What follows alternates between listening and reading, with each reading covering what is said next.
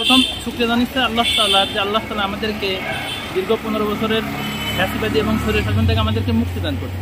দেখেন ভাই, প্রত্যেকটা স্বৈর শাসনের একটা নির্দিষ্ট এজেন্ডা নিয়ে কাজ করে এবং তারা অপর সব মতগুলোকে তারা চেপে রাখতে চায়।